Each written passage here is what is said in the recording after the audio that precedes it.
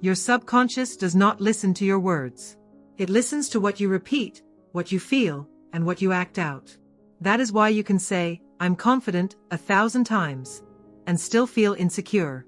Today, you will learn how belief is actually installed in the subconscious mind. This is not motivation. This is psychology.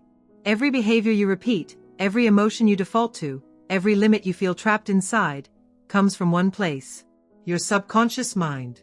It runs over 90% of your decisions.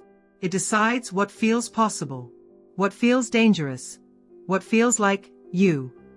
The problem is not that your subconscious is broken. The problem is that it believes exactly what it has been trained to believe. And belief is not logical. Belief is automatic. In this video, I'm going to show you how belief actually forms in the subconscious mind and how to deliberately install new ones. Not by force, not by affirmations alone, but by using the same mechanisms that created your current beliefs in the first place. Let's break it down. Point 1. The subconscious learns through repetition, not reason.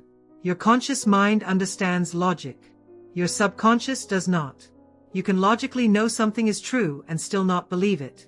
Because belief is not understanding. Belief is familiarity. The subconscious asks one question: have I seen this enough times to accept it as reality?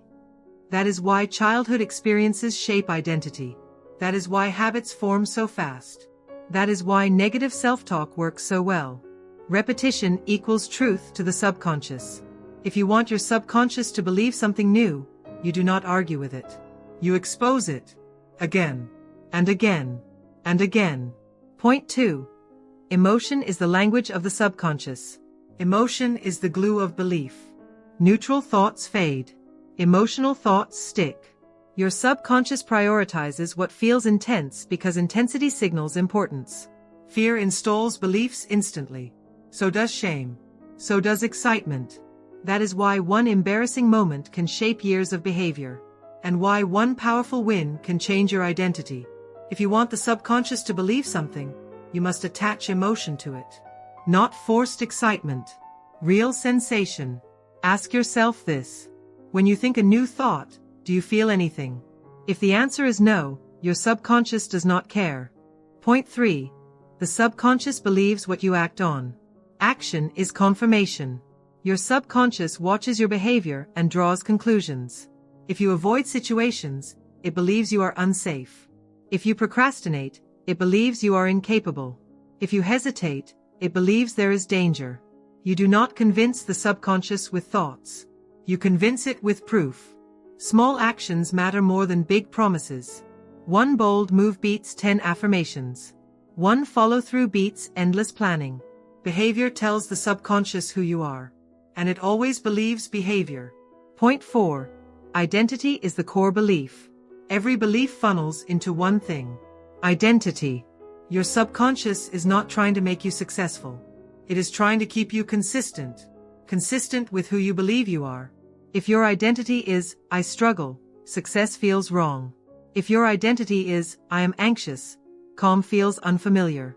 If your identity is, "I am not good enough," confidence feels fake. To change belief, you do not fight identity. You update it. You move from "this is who I am" to "this is what I do." Actions before labels. Do the behavior first. Let identity catch up. Point 5. Visualization works only when done correctly.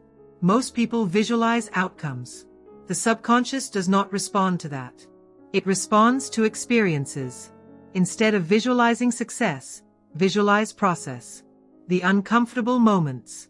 The small wins. The effort. See yourself showing up when you normally quit. See yourself staying calm under pressure. See yourself handling resistance. Make it sensory. What do you hear? What do you feel in your body? The more real it feels, the more the subconscious treats it as memory. And memory equals belief. Point 6. Timing controls suggestibility. The subconscious is not equally open at all times. It is most receptive when you are relaxed, focused, or tired. Right before sleep. Right after waking up. During deep focus.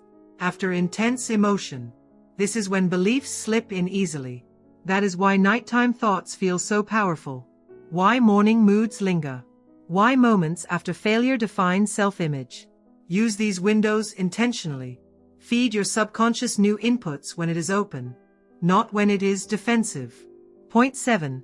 The environment is programming you constantly. Your subconscious is always listening. To your phone, to your room, to the people around you, to the content you consume. If your environment reinforces who you were, change becomes difficult. Belief is reinforced by context. Your music, your social circle, your visual cues. If you want the subconscious to believe something new, surround it with evidence. Not motivation.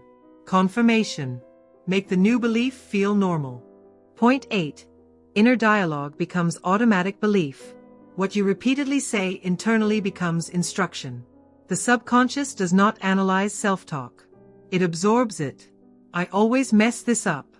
I'm just not that type of person. This never works for me. These statements are not harmless. They are commands. Replace them, not with fake positivity, but with neutral authority. Instead of I can't do this, use I am learning how to handle this. Instead of I'm bad at this, use this is unfamiliar. Neutral statements feel believable, and believable statements get accepted. Point 9.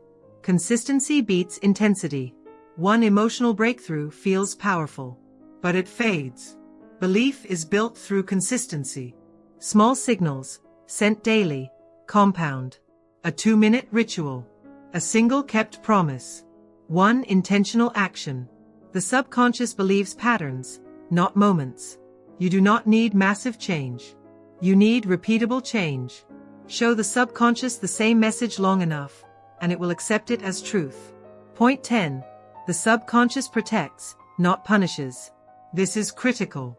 Your subconscious is not sabotaging you. It is protecting you based on old data. If it resists change, it is because change feels unsafe. Your job is not to fight it. Your job is to show it that new behavior is safe. Slow exposure. Small wins. Proof without overwhelm. Once safety is established, belief follows naturally. Belief is not something you force. It is something you demonstrate. Your subconscious does not need convincing. It needs evidence. Evidence through repetition. Evidence through emotion. Evidence through action. Every day you are teaching your subconscious who you are. The question is not whether it believes. The question is what it is believing right now. If you change the signals, you change the belief. If you change the belief, you change the behavior. And if you change the behavior long enough, your subconscious will accept a new reality. Not because you hoped, but because you proved it. And once the subconscious believes, everything changes.